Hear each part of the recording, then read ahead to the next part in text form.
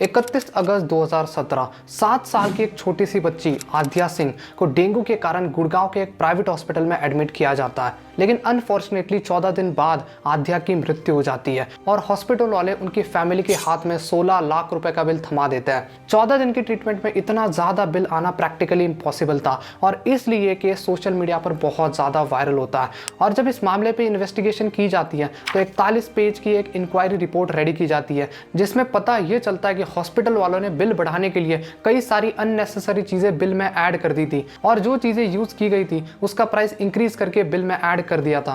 Hospital के according आद्या को 660 syringes लगाई गई थी और 2700 ग्लव्स यूज किए गए थे और इस तरीके से टोटल बिल 16 लाख रुपए बना। और जब हॉस्पिटल की एक घिनौनी करतूत बाहर आई तो इस केस को यही दबाने के लिए और अपना मुंह बंद रखने के लिए आद्या के फादर को 25 लाख रुपए का चेक ऑफर किया जाता है और जो भी पैसे उन्होंने ट्रीटमेंट में भरे थे वो सारे वापस देने का वादा भी किया जाता है। लेकिन आद्या के फादर ने इस ऑफर को लेने से मना कर दिया और इस केस को आगे चलने दिया। और भी पता नहीं रोज ऐसे कितने केसेस होते होंगे इंडिया में जहां पर प्राइवेट हॉस्पिटल वाले लोगों के हाथ में एक मोटा बिल थमा देते हैं और सिर्फ एक हॉस्पिटल बिल की वजह से भारत का मिडिल क्लास पॉवर्टी लाइन के नीचे आ जाता है। गब्बर इज बैक मूवी में एक सीन है जहां पर अक्षय कुमार एक डेड बॉडी को प्राइवेट हॉस्पिटल लेके जाता है और हॉस्पिटल वाले उस डेड बॉडी का 6 घंटे तक इलाज करता है और एक मोटा बिल उनके हाथ में थमा देता है। आप और 3 लाख रुपए काउंटर पे जमा करके बॉडी ले जाइए। मुझे लगा कि ये सारी चीज़ें मूवीज़ तक ही सीमित होगी, लेकिन मैंने जब गूगल पे सर्च किया तो तमिलनाडु, गुजरात, मध्य प्रदेश, ऑलमोस्ट हर एक स्टेट में ऐसे केसेस भरे पड़े हैं। और भी कई सारे स्कैम्स हैं जो हॉस्पिटल्स लोगों के साथ करते हैं उनको लूटने के लिए और अपनी जेब को भरने के लिए। तो आज के इस वीडियो में हम इन्हीं सारे स्कैम्स के ऊपर से पर्दा उठाएंगे और साथ ही साथ ये भी जानेंगे कि गवर्नमेंट हॉस्पिटल को छोड़कर हम सब प्राइवेट हॉस्पिटल इलाज कराने क्यों जाता है, इसमें क्या क्या प्रॉब्लम्स हैं और हमारी सरकार इसमें क्या रोल निभा रही है, और आखिर प्राइवेट हॉस्पिटल इतने ज़्यादा एक्सपेंसिव है तो है क्यों। मिडिल क्लास आदमी हर छोटी छोटी चीज़ों से पैसा बचाता है, लेकिन हॉस्पिटल का एक बिल उसकी सारी सेविंग्स को खत्म कर सकता है और उसको कर्ज में भी डुबा सकता है। Most of the private hospital सिर्फ पैसों के लिए खोले जाते हैं। उनकी फर्स्ट प्रायोरिटी मनी होता है और सेकंड प्रायोरिटी पर पेशेंट्स आते हैं। एक रिपोर्ट के अकॉर्डिंग प्राइवेट हॉस्पिटल का प्रॉफिट मार्जिन 1700% तक होता है, यानी कि ये लोग 1000 रुपये की चीज़ 17,000 रुपये में बेचते हैं। इंसान अगर कोई नॉर्मल टेस्ट भी कराने जाता है तो ये लोग आराम से उसके 1000 रुपये से ज़्यादा चार्ज कर लेते हैं। इंडिया में एक दिन का आईसीयू का चार्ज 15,000 रुपये से लेकर 30,000 रुपये के बीच में और हार्ट सर्जरी की कॉस्ट 2 लाख रुपये से लेकर 5 लाख रुपये के बीच में। इंडिया में प्राइवेट हॉस्पिटल इतने ज़्यादा एक्सपेंसिव होने के बावजूद भी लोग गवर्नमेंट हॉस्पिटल जाना प्रेफर नहीं करते हैं, क्योंकि गवर्नमेंट हॉस्पिटल की हालत ही कुछ ऐसी है। गवर्नमेंट हॉस्पिटल्स में ना ही बेसिक फैसिलिटीज़ मिलती है और ना ही वहाँ पर रेगुलरली साफ सफाई होती है। जिस पेशेंट का इलाज चल रहा होता है उसकी फैमिली रात भर सड़क पर सोती है, क्योंकि हॉस्पिटल के अंदर जगह ही नहीं है, इतनी ज़्यादा भीड़ है। ऐसे में वो और उनके साथ के जो उनके परिजन आए हुए हैं, जो उनके तीमारदार आए हुए हैं, वो इस ठंड में कहीं फुटपाथ पर सो रहे हैं, मेट्रो स्टेशन के बाहर सो रहे हैं और सबवे में रात गुजारने को मजबूर हैं। पूरा एक एक दिन वेट करना पड़ता है डॉक्टर से नॉर्मल चेकअप करवाने के लिए। टाइम्स ऑफ इंडिया के आर्टिकल के अकॉर्डिंग सरकारी अस्पताल में जो फैसिलिटीज़ और एडवांस टेक्नोलॉजीज होनी चाहिए उसमें से 80% से भी ज़्यादा चीज़ें हॉस्पिटल में मौजूद ही नहीं होती है। Most of the government hospitals में डॉक्टर्स की कमी है, क्योंकि डॉक्टर्स वहाँ काम ही नहीं करना चाहते। और डॉक्टर इतनी मेहनत करते हैं यहाँ पे कि टाइम से चाय और खाना तक टाइम से नहीं खा पाते। इतनी भीड़ होती है, उनके पास केस इतने होते हैं और दिनों रात काम करते हैं। प्राइवेट के कंपैरिजन में गवर्नमेंट हॉस्पिटल्स में डॉक्टर की सैलरी कम होती है। जहाँ पर प्राइवेट हॉस्पिटल में एक डॉक्टर की सैलरी 70,000 से लेकर 90,000 के बीच में होती है, वहीं पर उसी सेम डॉक्टर की गवर्नमेंट हॉस्पिटल में सैलरी 25,000 से लेकर 70,000 रुपये के बीच में होती है। इतनी कम सैलरी की वजह से डॉक्टर्स गवर्नमेंट हॉस्पिटल में काम नहीं करते हैं। कुछ और भी रीजंस है जिसकी वजह से डॉक्टर गवर्नमेंट हॉस्पिटल में काम नहीं करते हैं।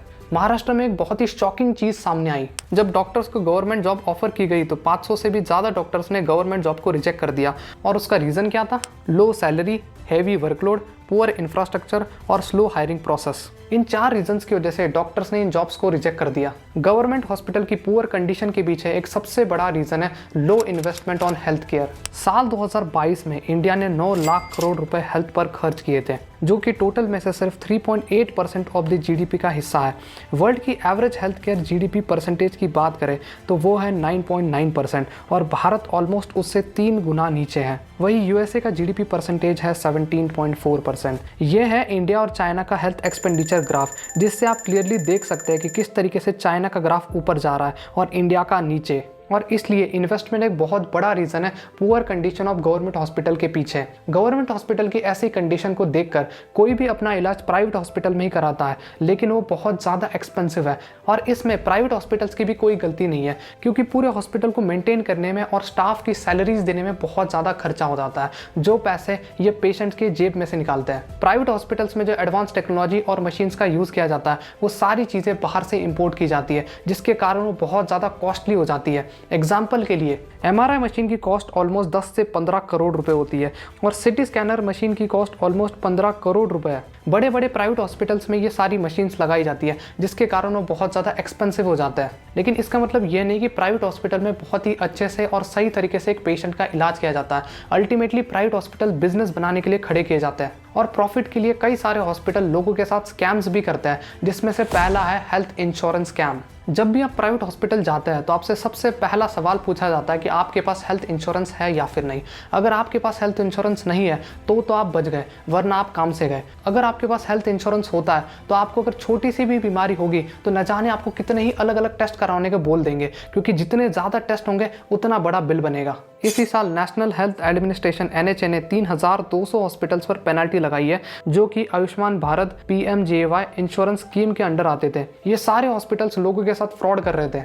इसमें से 600 हॉस्पिटल्स को टेम्पररी सस्पेंड कर दिया, 1113 हॉस्पिटल्स को परमानेंटली सस्पेंड कर दिया और 1504 हॉस्पिटल्स पर 122 करोड़ की फाइन लगाई, जो इन हॉस्पिटल को मिलकर भरनी थी। आयुष्मान भारत PMJAY स्कीम के अंडर जो भी फैमिलीज इकोनॉमिकली वीकर है और वो सारे सिटीजन जिनकी उम्र 70 साल से ज़्यादा है, उन सभी को हेल्थ रिकवरी के लिए 5 लाख रुपए दिए जाते हैं। बट हॉस्पिटल वालों ने इन लोगों को भी नहीं छोड़ा। जो भी लोग आयुष्मान भारत स्कीम के अंडर आते हैं उनके साथ भी कई सारे फ्रॉड हो चुके हैं। साल 2019 में NHA ने झारखंड का फेक डायलिसिस का केस रिवील किया था कि हॉस्पिटल वाले उन पेशेंट्स का डायलिसिस का मनी क्लेम कर रहे थे जो कि ऑलरेडी डेड थे। हॉस्पिटल पेशेंट के फेक रिकॉर्ड शो कर रहे थे कि यहाँ पर पेशेंट्स रेगुलरली डायलिसिस सेशन के लिए आते रहते हैं। 2020 में गुजरात में भी कुछ ऐसा ही केस सामने आया था कि हॉस्पिटल वाले लोगों की ज़बरदस्ती हार्ट सर्जरीज करा रहे हैं, जिनको उन सर्जरीज की ज़रूरत भी नहीं है। उन लोगों को चेस्ट पेन था जो कि नॉर्मल ट्रीटमेंट से भी ठीक हो सकता था, लेकिन हॉस्पिटल वालों की लालच की वजह से उन्होंने कई सारी अननेसेसरी सर्जरीज भी करवाई, जिसके कारण 2 पेशेंट्स की मौत भी हो गई। दूसरा स्कैम है हॉस्पिटल बिलिंग स्कैम।